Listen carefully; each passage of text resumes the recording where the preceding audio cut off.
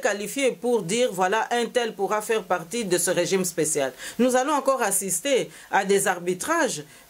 tout à fait anarchiques. Notre pays n'a pas besoin d'anarchie, voyez-vous, Pasteur Bobo. Et donc je crois que le meilleur service que nous puissions rendre à notre pays, c'est de respecter cette constitution. En regardant la délégation, par exemple, du rassemblement qui est allé à la Senko, mais moi j'ai vu encore là des gens qui viennent de quitter Kabila il y a moins de 3 semaines,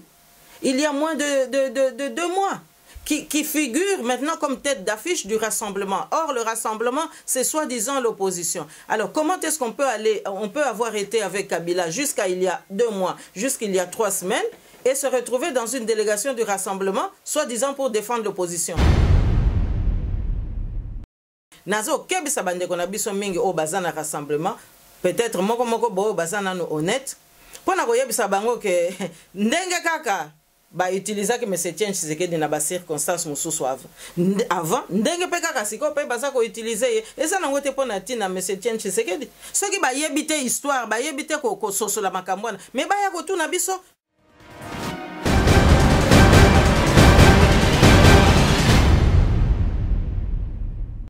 Chers téléspectateurs du micro du Pasteur Bobo, partout où vous êtes à travers le monde, nous vous disons bonjour ou bonsoir. Ça dépend de l'heure à laquelle vous nous regardez. L'heure est très grave, d'autres diront grave. Nous on dit très grave pour la République démocratique du Congo, notre pays. Nous sommes aujourd'hui encore avec Madame Justine Mpoyo Kassavou. Nous allons essayer de décortiquer la situation de notre pays. Nous sommes à Bruxelles, capitale de la diaspora congolaise. Bonjour ou bonsoir, Madame Justine Mpoyo Kassavou. Bonjour, Pasteur Bobo. On vous suit partout à travers le monde. Comment vous portez? Mais au rythme des éphémérides, hein, donc toujours en alerte puisque la crise ne fait que perdurer. Une information vient de tomber de Human Rights Watch qui demande au Conseil de sécurité de l'ONU qu'on puisse demander à Kabila clairement de partir et qu'on puisse assurer sa sécurité, la sécurité de sa famille, ou alors que Kabila puisse donner clairement la date de son départ d'ici 2017. C'est une bonne chose. On tend vers, on dit, la crise congolaise va se décrisper. Non, non, non, je crois que moi ce que j'ai compris c'est qu'il est demandé à Kabila d'instruire le Conseil de sécurité sur l'effectivité de son départ le 19 décembre 2016. C'est la date de la fin de son mandat. Je ne vois pas le Conseil de sécurité venir en République démocratique du Congo pour contourner la Constitution. Donc la première exigence c'est celle-là. Et éventuellement, il pourra dire si c'est à vélo qu'il veut partir, ou bien si c'est avec un camion militaire, ou même s'il veut prendre le bateau pour traverser et aller par Brazza. Mais en tous les cas, le 19 décembre 2016, il devra partir. Ça, c'est l'acte premier. Je commence directement par l'élection de Donald Trump. Vous étiez ici au micro du Pasteur Bobo avant les élections. Vous avez dit que pour vous, vous étiez contre l'élection d'Hillary Clinton, vous étiez un peu pour Donald Trump, mais avec des précautions. Êtes-vous satisfaite? Mais vous savez, d'abord, nous avons des préoccupations. Nous sommes ici pour défendre l'intérêt de notre pays, la République démocratique du Congo. Donc, c'est bien évident que lorsqu'il y a des élections dans un pays aussi important que la première puissance du monde, les États-Unis d'Amérique, que ces élections puissent nous intéresser aussi. Alors, nous avons effectivement évalué la situation qui prévaut dans notre pays. Tout le monde sait que, évidemment, la famille Clinton a des liens et a développé des liens dans la politique néfaste contre notre pays que Kagame a développé ces dernières années. Donc, que Mme Hillary Clinton ait échoué aux élections, bon, vous savez, c'est tout de même une conséquence qui s'explique, hein, pas simplement par des erreurs de stratégie, mais également parce que sur le plan géopolitique, je crois quand même que les peuples sont beaucoup plus intelligents qu'on peut parfois le penser. Donc, le fait qu'elle ne soit pas passée, bon, nous ne sommes pas au bout de nos peines pour autant. mais je pense que c'est déjà une épine qui est retirée sur ce sentier si pénible que nous devons franchir chaque jour pour résoudre les problèmes de notre pays. Parce que comme vous le savez, Kagame comptait effectivement sur la victoire de Hillary Clinton pour espérer que, à la faveur de cette victoire, il puisse continuer à parachever l'œuvre qu'il a entreprise avec Museveni depuis plus d'une quinzaine d'années, notamment à l'est de notre pays. Et donc le fait que maintenant les cartes soient rabattues, bon, c'est quand même une bonne chose sur l'échiquier de l'Afrique centrale, oui. Quand vous lisez des journaux comme de Kinshasa, comme le potentiel, qui explique que la majorité présidentielle tire, c'est le titre, tire à boulet rouge sur l'administration Obama. Donc, il a fallu que Obama parte. Ils sont sûrs que les périls, l'homme qui a tourmenté Kabila va partir. Ils commencent à tirer à boulet rouge. Ils ont pris du champagne à l'élection de Donald Trump. Mais ça montre bien qu'ils sont incompétents. Ça montre bien qu'ils n'ont absolument aucune expertise. Parce qu'un pays responsable, un pays où les hommes politiques savent ce dont ils parlent et savent défendre l'intérêt de leur population, ne pourrait pas se comporter de la sorte. Ça montre très bien d'abord qu'ils ont toujours été suspendus dans une dépendance par rapport à l'extérieur, mais également ça montre aussi qu'ils ne comprennent rien à la politique, ils ne comprennent rien à la notion de la continuité de l'État. Et nous avons bien vu que parmi les leçons que nous devons tirer de ces élections américaines, apparaît d'abord le respect de la Constitution et donc la sauvegarde de la continuité de l'État. Et croire que la politique qui a été menée par M. Barack Obama, notamment dans nos régions en Afrique centrale, puisse être balayée d'un revers de la main, ça c'est se tromper lourdement, puisque lorsque un pays comme les États-Unis d'Amérique prennent une option, c'est d'abord en fonction de leurs intérêts. Donc les intérêts du peuple américain dictaient que dans nos pays, il y ait un comportement ad hoc. Et donc, à partir de ce moment-là, croire que tout va être chambardé et qu'ils pourront rester au pouvoir, eh bien, je crois qu'ils se trompent. Mais, encore une fois, ça montre bien que nous avions affaire à une gouvernance absolument d'incompétents. On va essayer d'y revenir dans la partie Lingala, l'affaire élection Donald Trump qui fait bouger et l'Amérique et le monde entier. Madame, je suppose que ça vous beau, lors de votre dernière intervention, vous avez parlé du respect de la Constitution. On a eu beaucoup d'appels, Les gens ne comprennent pas les gens, mais il y a un groupe de personnes qui ne comprennent pas pourquoi vous refusez Tshisekedi, président de la transition de régime spécial. Or, dans vos interventions, vous êtes pour Tshisekedi, pour son combat, mais ici vous êtes très clair, pas de régime spécial. Pour vous, il faut une transition, même si c'est Kengo que vous avez combattu il y a longtemps, vous avez combattu, mais vous préférez quelqu'un que vous avez combattu, diriger la transition. C'est là que quelques personnes vous posent des questions, ils vous regardent.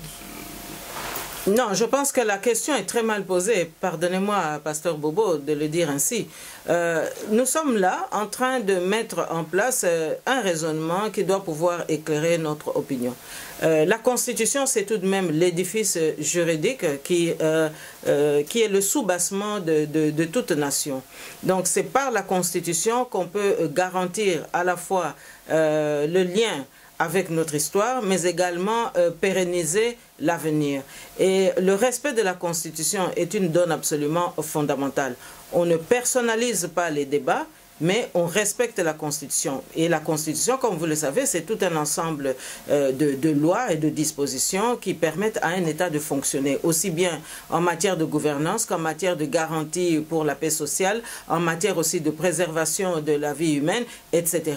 Donc, à partir du moment où nous avons une Constitution, eh bien, on prête serment pour le respect de cette Constitution. Pourquoi est-ce qu'on prête serment? Parce que la Constitution transcende les rivalités, transcende même les partis politiques, parce que c'est le lien à travers lequel nous sommes unis, à la fois par rapport à ceux qui nous ont précédés et aussi le lien que nous installons par rapport à ceux qui vont nous succéder. Alors, c'est très important, c'est pratiquement un élément sacré. Vous savez, on parle aujourd'hui des États-Unis d'Amérique, c'est comme pour la Belgique, ce sont des pays où la Constitution est très rarement amendée. Pourquoi? Parce que c'est le socle sur lequel toute nation se base pour construire son développement, construire sa prospérité. Alors, nous avons une constitution. Moi, je ne personnalise pas. Il ne s'agit pas ici de marquer une préférence pour tel individu ou tel individu. Nous sommes dans une situation très très claire. Il est dit qu'après le deuxième mandat de celui qui est en place actuellement, eh bien, il ne peut plus remplir pour un troisième mandat. Et il est clairement dit aussi qu'en cas de démission ou en cas de départ ou en cas de vacances, et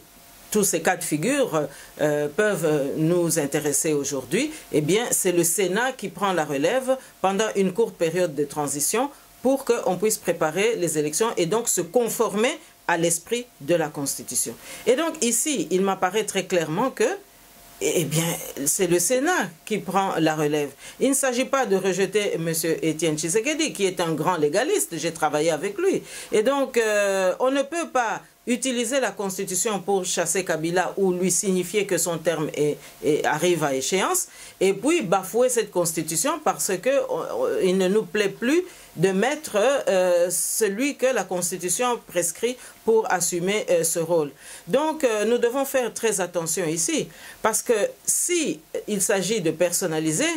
alors évidemment, personne n'aura rien compris à la nécessité de l'état de droit. Et je crois avoir compris que beaucoup de politiciens au Congo disent qu'ils se battent pour l'état de droit. Mais l'état de droit, c'est ça aussi. Et la démocratie, c'est ça aussi. C'est respecter la loi. Même lorsqu'elle est dure, même lorsqu'elle est pénible, on doit la respecter. Parce que si on ne respecte pas la Constitution, à ce moment-là, on ne respectera plus rien, voyez-vous. Et nous allons entrer dans la jungle. Alors, le régime spécial dont certains parlent, mais ce n'est pas écrit dans la Constitution. C'est en fait ouvrir la voie à un chaos. Parce qu'après tout, pour un régime spécial, mais qui est qualifié pour dire, voilà, un tel pourra faire partie de ce régime spécial? Nous allons encore assister à des arbitrages tout à fait anarchiques. Notre pays n'a pas besoin d'anarchie, voyez-vous, Pasteur Bobo. Et donc, je crois que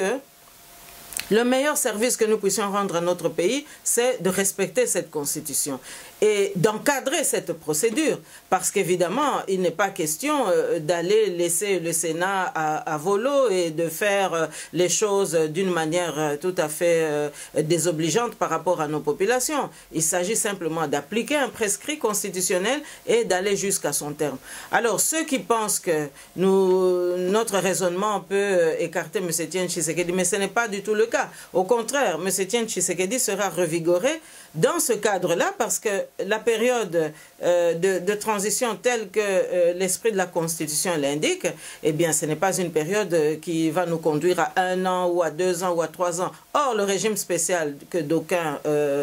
revendiquent, c'est pour nous conduire dans une transition de 3 ans ou de 4 ans, ce qui revient à un mandat, à une législature pratiquement. Et ce n'est pas cela dont il s'agit. Alors moi, je crois quand même que nous devons faire très très attention. Pourquoi est-ce qu'on personnalise autour de la personne de M. Étienne Tshisekedi? Parce que M. Kengo, lui, il est là, puisque c'est de lui qu'il s'agit. Moi, je n'ai pas vu des membres de l'opposition protester lorsque tous ces glissements que nous avons pu observer ici ou là ont eu lieu. Je rappellerai même à certains que la reconduction du Sénat actuel avait été faite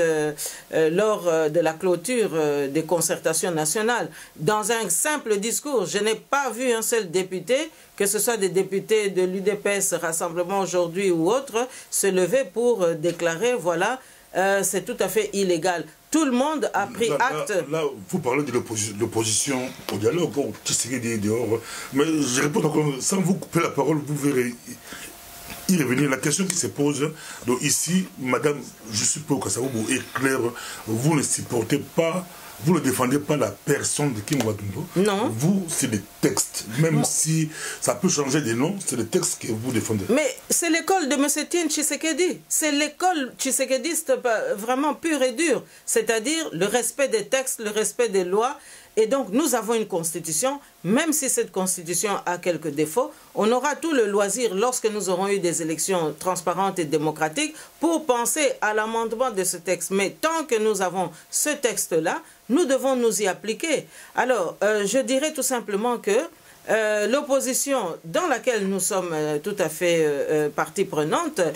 doit maintenant tirer aussi les leçons de cela. Parce que nous avons eu tout le temps pour que nous puissions faire valoir nos droits, faire pression pour que les choses changent. Et pourquoi est-ce que ça n'a pas été le cas? Donc, moi, je crois qu'ici, il ne s'agit pas de personnaliser.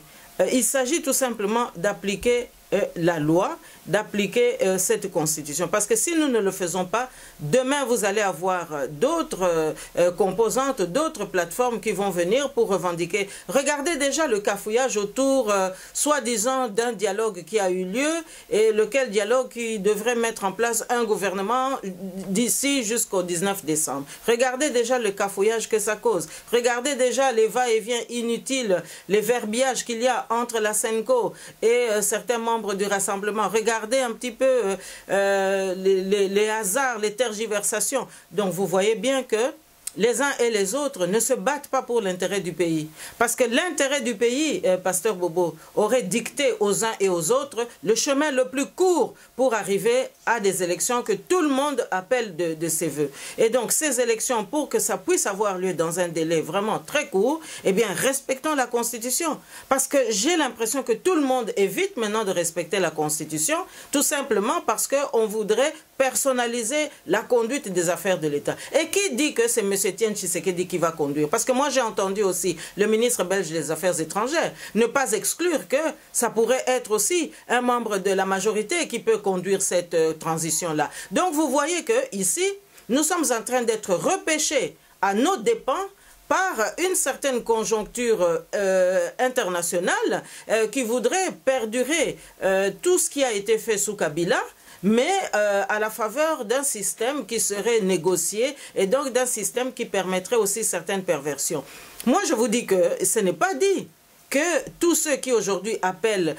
au décalage par rapport à la Constitution, que c'est pour M. Etienne Tshisekedi. Donc que mes compatriotes ne se trompent pas. M. Etienne Tshisekedi n'a jamais été un favori dans la donne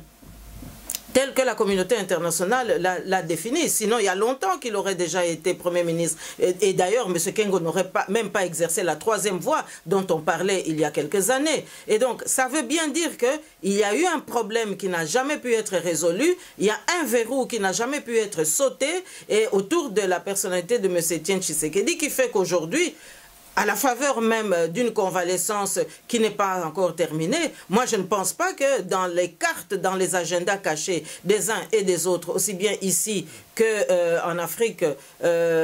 Union africaine, que c'est M. Etienne Tshisekedi qu'on vise. Non, non, on a bien vu que toutes les manipulations qui ont eu lieu depuis quelque temps auraient voulu justement qu'on se couvre de l'aura de M. Etienne Tshisekedi Wamulumba, mais qu'on profite de cette aura pour traduire cela ou transférer cela vers un fils, de sorte qu'on croit que maintenant le fils agit par rapport au père, et comme là-bas c'était aussi le successeur soi-disant de Mzé, c'est-à-dire le fils, donc on a voulu nous créer une sorte de logique dynastique pour que nous puissions croire qu'effectivement nous sommes dans des onctions autorisées pour que la logique du décalage constitutionnel puisse bien s'asseoir. Eh bien moi je dis non, nous devons respecter cette constitution et d'ailleurs dans un délai très court nous allons constater qui est vraiment pour l'intérêt supérieur du pays et qui ne l'est pas. On nous suit partout à travers le monde. Donc ils diront que si aujourd'hui Tshisekedi est fragilisé,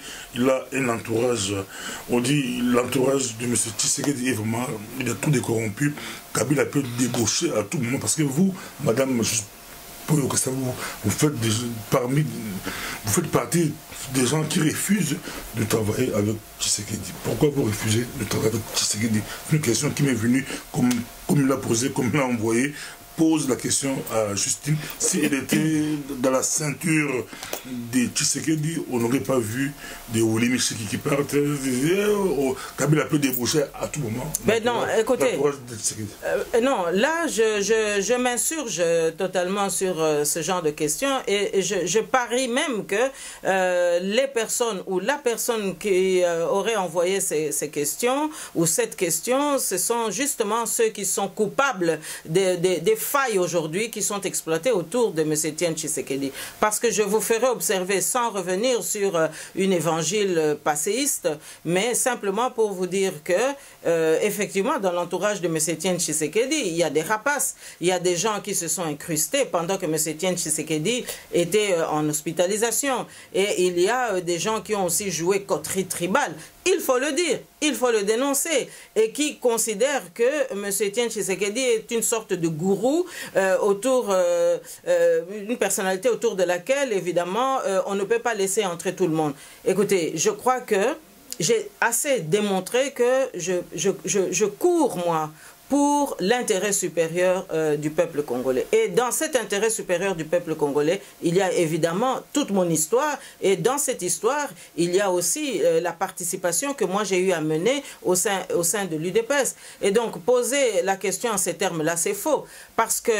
il faudrait retourner plutôt cette question et se demander quelles sont les audiences qui passent pour aller droit vers M. Etienne Tshisekedi et quelles sont les audiences qui sont bloquées. Parce qu'autour de M. Etienne Tshisekedi, eh bien, il y a des listes, il y a des fatwas, il y a des personnalités qui peuvent aller jusque chez M. Etienne Tshisekedi, et puis il y en a d'autres qu'on bloque. Et donc, moi je crois que l'examen de conscience devrait être réalisé au sein de l'UDPS parce qu'effectivement, si par exemple à Genval, on avait tenu compte de tout le monde et qu'on avait adressé des invitations à tout le monde, je pense que la conjoncture aurait évolué. Or, vous étiez témoins, comme nous, que nous n'avions pas reçu d'invitation.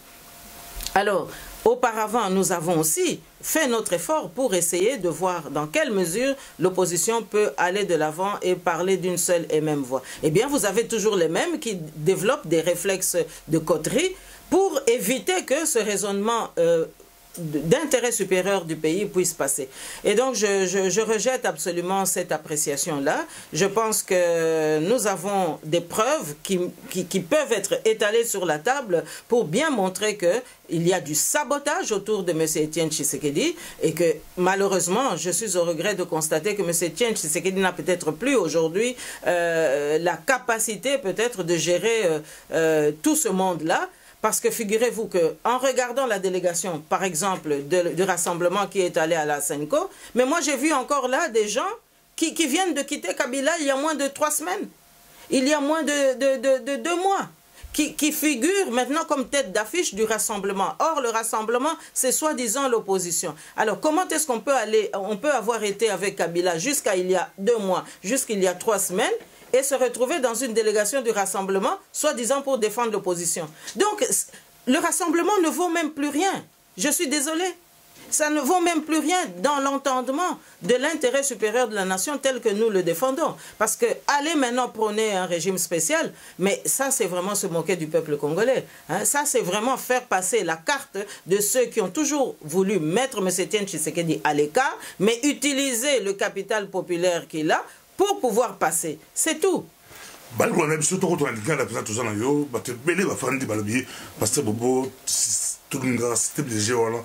Français, mais tu as 5 ans à consulter, pourquoi pas Congo, pourquoi peut-être 5 ans à 5 ans à Azobungonzela, bien beaucoup sur la planète, bon, 5 ans, toi disponible, toi pour ça, toi contre la démarche à 5 ans, c'est comment Bino Boso contre la jeté, Bino Babundeli, Mboka, Batubunga, Congo, ya Solo, Bosa di Banda, Yamasolo, ya Mboka la Biso Congo, Bali Kolanda Biso, Mokribumba, tout ça, yo. Mais papa pasteur Bobo, 5 ans, Bazaba na Mikete. baza quand même basango baza bate ya nzambe bakambi ya nzambe bayebi pe ndenge nini mboka na biso eza kotambola bayebi pe poids politique ya baninga banani baza kopeze banani baza kopeze te bayebi pe mission nini batindi bango o wana biso toyebi te bapesaki bango elembo nini bokende kuna koluka nini bokende kuna kobeta masolo nini mais namoni ke bazali totalement dépassé baza ata ko maîtriser badonne te koyamba kaka n'importe qui ba délégation baza kokende kuna epai na bango eza kaka baoyo basombaki mpo na sina alobaki ke homme politique moko belge alobaka awa ke bakosomba baparlementaire nyonso mpo te bakoka kokotisa politique ya infiltration na mboka na biso na bambulu oyo ekoya donc baoyo basi basombaka na Sun City kaka bango wana bakimaka lokola penza bana soso baza kokende kolokota masango na mpo na balia okomona kaka bango akokite kutu Kabila mpo te ye azala su na délégation oyo ekokende su kobeta masolo baza kolekisa biso ntango baza kobebisa penza avenir ya peuple na biso na kanisi 5 ans aza na ye dépassé mais azala pe na humilité ya ko reconnaître yango baza na bango dépassé pour classe politique eza te baoyo bango baza koyamba kuna non eza bango te na yebi pe ke papa oyo François aza kuna na Roma akoki kondima te basakana na peuple na ye boye bato baza kosambela mikolo na mikolo mais baza kozwa eyano te oyo mboka ndenge nini papa Pasteur Bobo bali kotala biso mokili mbatoza madame susi po kasavubu bali kolanda biso pena boza ebele bofandi solution pour la mboka la biso ezali komona na tenansi olobele ko moko ya ba opposant ya 25e heure na notre sepela mais que pour expliquer mon bien on est à société ba opposant ya 25e heure on dit ba bomi ba mouvement belé ya politique ba bomi belé montre mon dans la qui pa Kabila il y a une semaine a hier l'opposition pose en mbongo bopesi mamoko ba poste ya bango ba poste la responsabilité au moment ba opposant un solo bato abunda solo ba remis au simile ba sacoche pour des cas de bureau ba peso 2000 €, des cas de bureau 5000 €, monto avec opposant un solo ba mo brader les cambola et bomi mboko la biso Congo zokende Congo la biso eza kokende bana diaspora bali kolela meto heureusement tout ba mama Justine po yo kasabu bato ba telemi na flambeau okolo ba nini mira ko expliquer un peu bato mingi bazo comprendre tabuso ba ko la jalousie likundu likunya yo lingi baninga te baya yo lingi baninga te yo zo opposant mais olingi bato musute so bato musu ba yebile bosiliki mira ko expliquer les cambo ya opposant ya 25e heure leur place na bango na opposition et la wapi poto to bundama. Mais papa Pasteur Bobo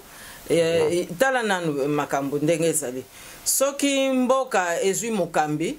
soki mokambi wana za motema malamu ndenge président Joseph Kasavubu azalaka okomona makambo ya mboka pe eza kokende kaka omoni na période ya première république toza kokende penza malamu bakelese eza kotambola mobulu ya politique ezangaki te kasi bakelese ezalaki kotambola finance na biso ezalaki kotambola économie na biso ezalaki kotambola makambo mingi ezalaki kokende liboso po badirigant ya période wana kobanda na ye moko mokambi ya liboso président Joseph Kasavubu aza kopesa elembo ke il faut totosa peuple il faut totosa mbongo peuple il faut totosa mbongo à l'état il faut totosa ba fonctionnaire yango na exemplarité wana yango pesa mutepesa kike mboka na biso ezaki okende liboso parce que il faut pena lobaka tango ba sali coup d'état ya président Joseph Kasavubu contre président Joseph Kasavubu tozalaki na balance commerciale ezalaki pesa kitoko plus de 3 milliards ezalaki disponible en lingots d'or kotanga te ba bien ya république donc tozalaki penza na mboka moko tozalaki na force moko économique penza ya kosakana te bon sikoyo à partir du moment où mboka ekoti na bakambi oyo balingi penza kosalisa peuple te eza kokotisa ba injustice nga naza wana pana kobengana batu te au contraire batu nde mutu babangaka tango mususu kokotisa biso na masolo ndenge na betaka ba masolo tango mususu omoni na Sun City bakendeke baweli kokende na Sun City kuna nzoka nde plan ezalaki déjà po bakende kosala ba compromission oyo Kagame na Museveni bakoya kozwa nzela na ba 1+4 po banda politique ya koinfiltrer mboka na biso tango bakendeki kuna badefendaki mboka na biso penza soki badefendaka intérêt ya peuple congolais mbele lelo toza na ba position oyo te mais bato lokola biso oyo tolingi penza ko défendre intérêt ya mboka bango ba wana nde baza kokende kozwa ba corruption bango nde mutu baza kobenga na biso ozomona biso toza koboya ko travailler po na mboka te kasi soki intérêt ya mboka eza kosenga ke totambola lere mosusu toza bato ebele te tokotambola ndenge wana mais eza te ke likundu ngai nakoyoka likundu na nani parce que ngai nazwi mateya wana te papa na biso atikelaki biso mateya wana te atikeli biso nde bolingo peuple parce que na ndenge awa nazali ko lutter papa pasteur Bobo ba privation eza mingi okondima te ke tozalaki bana premier chef de l'état est-ce que gouvernement oyo ba oyo nyonso ba ye après ba 1+4 est-ce que batalaka déjà ba droit na biso naturel oyo ke l'état ko yo ko pesa biso baza ko pimela biso ango kaka po na likundu bango nde mutu baza na likundu eza biso te biso tozo continuer malgré ba pasi wana bazo nyoko la biso ko continuer ko défendre peuple po idéal na biso yango wana alors pona makamusu na koko lobake opposition ba opposant à 25e heure ndengo butu ko rappelenga yawa oui ba opposant à 25e heure bazali ezali ba oyo basali na dictateur bongo na dernière minute tant ba moni dictateur akomo ke lokwa ya na mai ba ye ko landa opposition mais na kati opposition eza conviction te ezali nde po ba ya ko bata mabata la susu opportunité nini ko circonstance ko pesa bango po te bazo li susu bilei mususu yango na zomona lelo UDPS koti penza ezindi penza na mai UDPS aza susu ye mon côté aza susu pe ye te ndenge to yebaki UDPS lelo ba infiltrer ye penza mabe alors baza ko kosa peuple que non UDPS oui nayebi ke batu baza ko kende soki UDPS asali mot d'ordre batu ba ko kende mais na kati kuna penza na kati papa pasteur Bobo batu mingi basi bakoti infiltration na kati ya UDPS ko obligé ngate na bimisa ba exemple wa po tozo yoka pe makambo belé baza pe ko memela biso ba témoignage belé que batu mingi ya 25e heure bazaki na Kabila baza ko yasi ko kokota na UDPS mais ba oyo bazalaka na UDPS banda kala bazotika bango na libanda ozo ndima logique wana na modèle nini ozo mona donc problème eza na kati wana ba oyo ya 25e heure baza ko ya ko zonga bakota na kati ya UDPS to ba na tolo baka UDPS parce que nde eloko bakende ko wela nde eloko wana omoni po onction monsieur Tshisekedi ezalaki na rassemblement ezalaki nde na kati ya UDPS bakende kende ko wela eloko wana po te siko rassemblement ezalaki ake kuna rassemblement balobi non ezaka Tshisekedi ake kuna rassemblement za Tshisekedi mais bango nyonso tu bazaka ko miser na liwa ya Tshisekedi po te bazwa nzela ya koloba mais non toza populaire tozalaka na monsieur Etienne Tshisekedi omoni mayele yango yangwana na sina lobaka cynisme oyo eza penza ko kamba makambo mingi na mokili eza pe kokota na makambo ndengwana lo biso to moni clair na makambo wana mais tozo tungisa bango clarté wana clairvoyance wana eza ko tungisa bango yangwana bazo sala tout soki bake balinko benga biso te donc basala bango wana pona ko défendre intérêt mboka te po soki ezala ka pona ko défendre intérêt mboka mbele bato à 25e heure mbele baza ko zonga na base mbele baza ko zonga na humilité bakota lisusu kelasi ya kozela ya koyeba pe kozela tour na ye mais baza kolinga kozela ba tour te bazo linga ka ba ya nambala moko pe bazui kaka kibokonzi pote 25e heure lelo combien important mais bato a première heure nde bango nde bati libanda omoni papa pasteur Bobo masolo eza nango ebele masolo eza nango ebele mais eza nango pe na tina te to limbola nyonso bali kotala biso mokili tozali na mama Justine Poyo kasa vous posez belé boli kolanda biso boyoki malikama 25e euro expliquer yango motakoya na ye aye l'opposition aye mais akambate batie na place moko azia nanu yo okuti batu bafanda penza masolo okuti ba Tshisekedi okuti ba Justine Poyo kasa vous okuti batu ba ali quand même mettre autant bata ba kombo so boli tout temps ba kombo okuti ba honoring banda okuti ba belé ba grand opposant ba fani na mboka oyo ba bundaka po na mboka oyo na ba parti belé bazali okuti ba fayulu okuti ba mokia okuti yo lobi yo kamba bango exactement mon boulot oyo lo badja avant ok olingaki Hilary alekate pour héritage ya client mobile na Clinton na et difficile à se démarquer à longolango à tenter à continuer politique mobile na mais tomber je le bagi aux ba réserve mais na Congo ba réserve ba champagne ba fêter ba lobi ba beti ba chute pesant sur ba commentaire ba blague on était sur ba blague ba Kabila beti chute na mbetu à ce pays trompe aleki tout le balindi bazar la biso balcon de biso bon posant à ce pays pouvoir PCP mais le 19 décembre ce qui a pikamiti na date wana Kabila ye baraka ke azokende Kabila ye baraka ke soki aizwaki tante ya koyekola nini yango wana intérêt supérieur ya mboka nini yango wana principe ya continuité de l'état ndenge balbaka na lopoto aye bakuna na Amerika principe wana ezali peto uti kozwa mate ya moko makasi awa tango Obama aza koyamba ye Trump alobi nini priorité na ngai ezali ko sala manso oyo ekoki pote transition salama na kimia oyo nyonso tu biso to lataki topesa yango Trump na équipe na ye siko bango balata yango pona bomengo ya Amerika elinko lobanini ba décision bango nyonso to bazwaki na kombo ya intérêt supérieur ya mboka oye sili nanu te application nango bango devoir na bango ba oyo bakokota na janvier ezali kosilisa yango ezande na makambo ya sika nde bango bakoya kobanda makambo ya sika mais oyo nyonso to ese koti na nzela bakosilisa yango donc décision oyo ke ya kokebisa Kabila ke tangu na yo ekoki ekozala kaka ya koyebisa ye ke le 19 décembre soko pikamika ati date wana mais le 19 oza kolongwa ekozala kaka ozomona papa pasteur Bobo apikamate na ye na Jeannette ba sanction ekobakisa makutu poto bandi koyoka minoko ya ba républicain ekobakisama ba mususu kutu bakombo na bango bakanisi babikaki mesikoyo nde makambo nyonso to ekobima libanda omoni po Trump wana ye aza pe kopangana te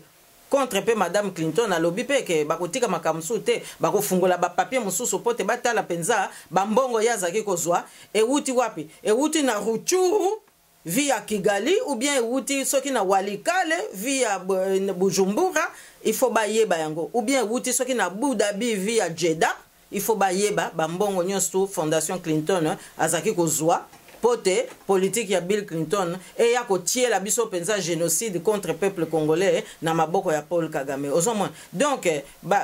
papa balia na bango ndenge balingi mais eza bilei pe ya suka eza bilei ya suka alors pona kosilisa na makambo ba opposant 25e heure ngana kolobaka lika moko boye biso ba opposant tozalaka pe na bwanya ya ko assumer ba responsabilité makambo ya constitution na utaki kolobawa makambo ya constitution tokoto sa constitution non pas parce que ezali tozo landa bilongi ya batu non pas que oh non to lingite que monsieur Tshisekedi akamba mais monsieur Tshisekedi ateyaka biso nyonso ke état de droit le respect des textes texte oyo toza nango lelo eza constitution kaka wana yango mutetangi ke soki Kabila longwe Sénat mutako yamba makambo papa pasteur Bobo transition oyo wana oyo etangami na constitution eza nango pe ya mulaite na ndenge na leur wana nde tokomi bongama pote oya lingi ke monsieur Tshisekedi ami bongisa amoni ke non makase eza nano papa Etienne Tshisekedi akomi bongisa tokokende na mapona ya kitoko nali koyoka na mutuna wala ndeko mola tout l'émission labi yebisa vraiment je suis pour que ça vous politique est compliqué alandio alobi Amélie Aspirine pourquoi pour amoni que entre Donald Trump na Hillary yo bon il y a bon ba sûr que yo okupona Hillary pour ça moi si le coup là yo pas dit comme président yo que na kota de la Trump atali ce atali entre Tshisekedi na Kengo Wadondo yo na côté wana olobi malgré Sénat basi ba glissa kala Sénat basi do esala makambuka la yo lobi yo sali choix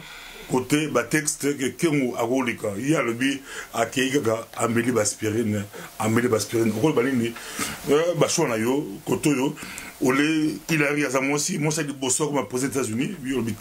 un côté, maman il a les même c'est bimi à lobby, basi Bobby Toussaté, jeune femme américaine Bobby Toussaté, peut-être moi tout le monde a regardé après à moi aussi à comme président des États-Unis d'Amérique, ils ont le moment mais ils déjà avant on sont bloqués.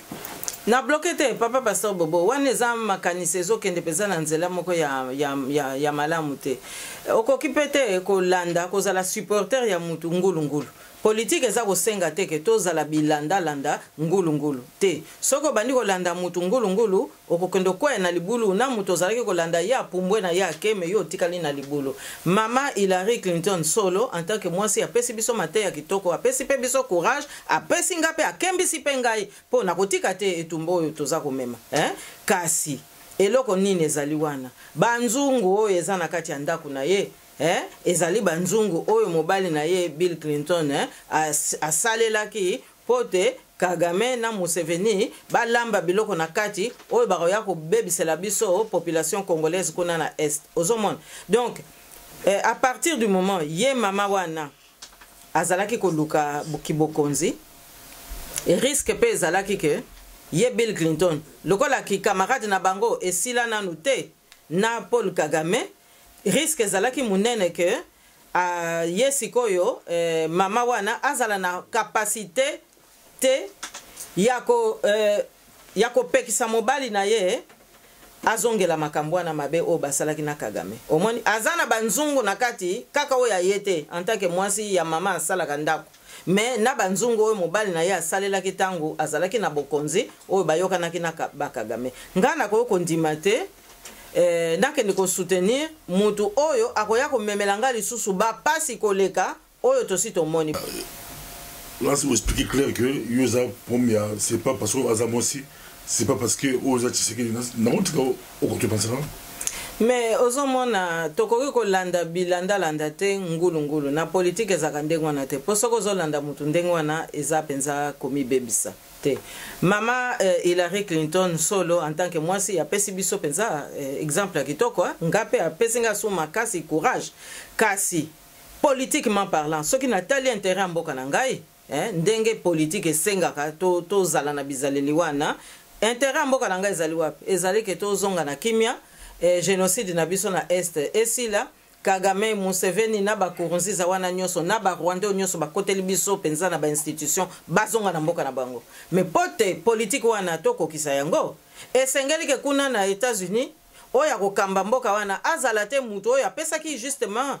Kagame na Museveni courage à kosala politique wana ya ko bebisa mboka na biso ya ko infiltrer mboka na biso. Or Mama Clinton na mobali na ye bango mutu bazalaki penza lisanga pote politique wana ekota na mboka na biso po yebi ke ye moko Bill Clinton tango alongwe ki mokonzi avant kuto alongwa ki mokonzi asi amikotisaki ba action na ba entreprise multinationale moko boy ba entreprise multinationale wana bango mutu bazana besoin ko piller mboka na biso pillage wana eza ko lekela na maboko ya Kagame kuna na Rwanda yango wana apesaki Kagame fait vert pote asala manso o yakoki. Bon alors à partir du moment ye mama wana za kokende na présidence mobali na ye azampe kaka wana na sima na ye pe alobaka na ba discours na ye na ba campagne électorale ya ba primaire que soki azui bokambi akotia mobali na ye na économie kasi wana eza koyaka kokata biso mutu seko pamba te économie nde yango wana mutetindaki ye Bill Clinton asala ba cop na ye na Kagame na Museveni yende azolela wana na sima yango wana kende ko kamata mbwana ye mususu wana o ya Grande-Bretagne Tony Blair basala na bango musala ngo esika moko bango nyosu bakomaki ba conseiller Kagame bato ba uti ko kamba bamboka na bango na ba niveau moko makasi bakende siko ko koma ba conseiller ya ba dictateur wana. Alors o wana papa pasteur Bobo soki na lingaka peuple nanga soki na lingaka intérêt supérieur mboka nanga nako ko soutenir te mutu oya koya suko sili sa population yango wana na lakisaki que ba réserve tozanango yango wana po calcul ya ba Kagame ezalaki pe que bazako sala tout po sous-traitant ya Kagame eza Kabila bazako sala nyonso pona ko pesa Kabila mutu makasi a traîner na makambo a organiser ba élection te poto ko matina date ya le 8 novembre esika toko yeba maponami ya États-Unis e bimisi nani po yazaki ko espérer que soki kaka Mama Clinton abimi ba allez sikoyo bazui sou fait vert po bakende mais sikoyo kwa Mama Clinton abimite bakotala oyepe koya bon Kengwa Dondo au combattant régime Mobutu au combattant Kengwa Dondo papa pasteur texte entre Tshisekedi na Kengwa Dondo moto yebi politique makasi mingi te akokwe maman pa Tshisekedi mais yo Olandi ba texte ndokalabi Amélie Baspirine mais papa pasteur Bobo nakanisi insistance na yo eza kosenga quand même na zongi sa précision moko quand même parce que nga naza kengiste te naza pe mobutiste te po bango bauta na kelasi wana nasi na loba yango meloko lozongeli zo mutuna wana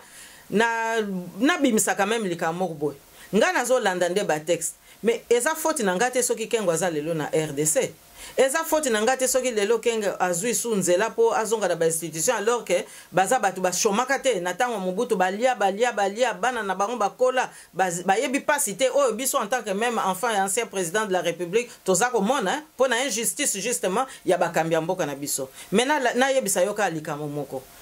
Kengo mbala liboso tango ba moni ke exil awa na poto Mobutu asaka ke exil eza makasi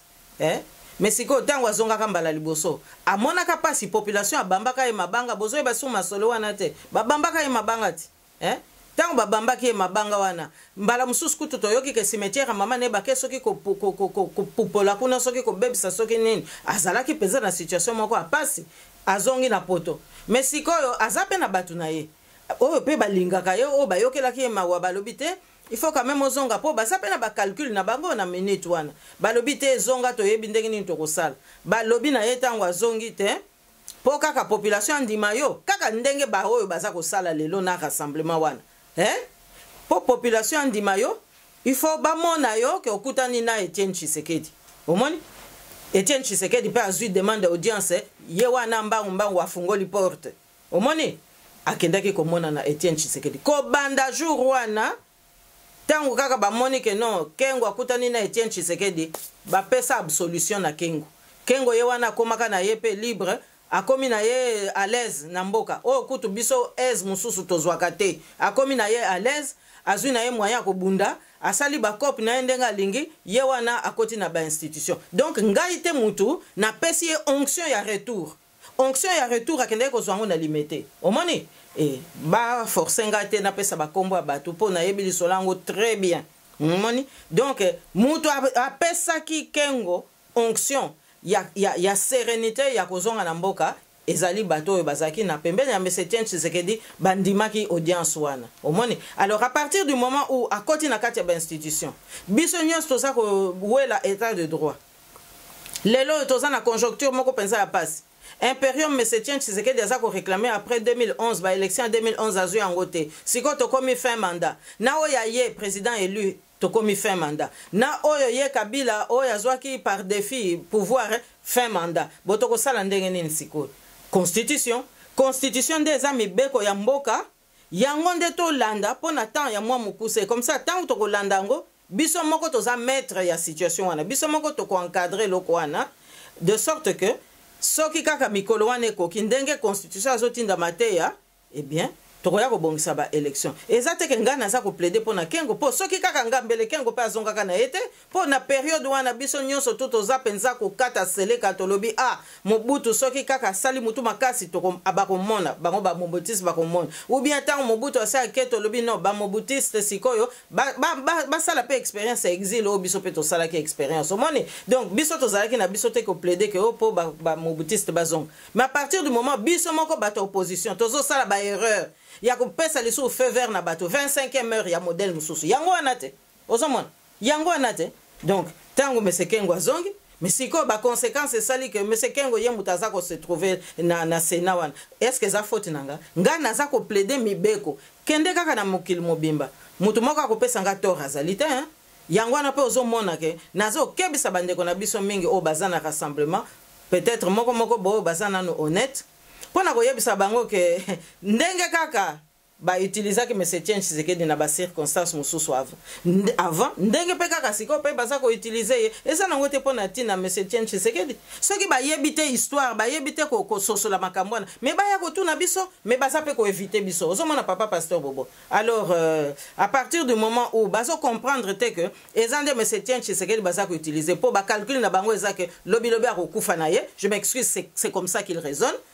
lobi akufa na ye et donc bako kamata bilei wana bako kamata ba onction wana po basalela yango ozomona alors à partir de ce moment là tous à la conséquent tous opposer ba acte o eza ko permettre ba mususu bazwa ebonga bongo siko soke bonga wana ekoti na ndenge ya loi bino bolobi te to éviter mobulu ya koleka to landa kaka mibeko et comme que non to za ko boyela Etienne Tshisekedi mais alors il fallait que ba oyo bazaki na Etienne Tshisekedi ba déconseiller ye que andima ba Mobutu ba Mobutiso baza ozonga pour la construction c'est ezaki sanko mbayo balandi biso ba okibiso président mais plus la solution zali nini est-ce que Kabila penza aye on a habité chute nambetu a ce peu les points moli Donald Trump aleki ya beti suite na betu mais départ ne ko sala comment tout le monde ba opposant ya kati na mboka bo basala mboka ba opposant ya kati bazokoka ko résister te o binga résistance bino ba combattre libanda bino ba combattre politicien libanda boza makasi na résistance ba basala kati à part petit beti tseke de mulumba à part ba kombo to kotanga ba Gabriel Mukia ba mwanda mbo bazo résister mais minga bango bazo ko résister pour la poste soit monika poste bango tumbangu bazo beta mbangu bazo ba poste mais sur le départ de Kabila et aux comment Nabilo bateau bozo tirer ba foule bateau Kabila bazo Nabilo comment départ de Kabila et Kozala comment est-ce qu'il peut être deadline au bar le 19 décembre il y a comment départ et aux comment malgré le changement des États-Unis d'Amérique mais bien dit que à Kokende. Et vous allez comment tout ce que ça va. Et puis, on lance un message. À Kokende, liboson nanzela ya peuple.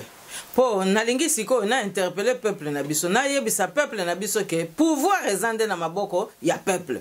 Peuple nde mutu azana pouvoir. Peuple mutu apesaka pouvoir, peuple pe mutu azana pouvoir ya kobotola yango. Donc peuple na biso bolanda kaka oyo elekani na États-Unis. Batiaki tembe ke ye Trump akoya koleka te. Batiaki manso ba espoir nyonso ba manipulation nyonso ba manœuvre nyonso eza okende kaka epai ya mwasi ya Bill Clinton. Mais sikoyo peuple américain yebaki déjà masolo basi bateyaki ye situation ya mboka azwaki conscience ya nini ezali malamu pona peuple na bango koleka ke oyo eza kouta na libanda. Peuple tango azwi conscience wana akamati décision na ye yango muteye kobimisa Trump malgré ba pression nyonso et salamaki pote mama Hillary aleka. Donc eliko laksanine eliko laksake esika peuple ayebi na ye esika peuple ayebi eloko nini yaza koluka soki kaka tient foi atie le koloba yango nde muteko simba mais esengeli ke peuple wana a changé position te ayeba ke non ngai na lingi likamboye na bimeli ndako na ngai pona kokende kaka ko kamba kaka likamboye soki peuple a gardé position na ye makambo nyonso ekobonga. Donc lelo soki peuple alobi ke Kabila efo akende akokende soki peuple atelemi na balabala Kabila akokende ozomona peuple abanga te po yende mutu azana makambo nyonso ozomona yango ananga na kanisi mateya oyo toko retirer na oyo esalami na États-Unis mboka mobimba mboka ya makasi basali ba pression basali ba manipulation ya ndenge na ndenge po mama Clinton azwa mais omoni ke aye quand même kozwa te elinko lakisake soki peuple ayebi ko dusola mayele na yende mutu ekotelema papa pasteur Bobo likamusu ezate peuple kaka nde mutu akopesa pe biso makasi po biso pe to continuer koloba oyo toza koloba. ezala question ko emba madame Susine Poyo Kasarubu bozela bandako bo se peut lancer éclaircir biso pe a biso ki ezali des peuples makasi ezali pas peuple ni azala moyo ya suka to se peut dire tout le monde prochainement. Merci beaucoup. Merci pasteur Bobo.